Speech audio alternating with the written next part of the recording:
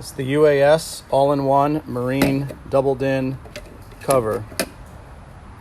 On the 2015 to 2017, you remove this, and you have to trim along there. On the 2018 and all 2015 and up, you have to trim behind the scenes in order for the radio to go in.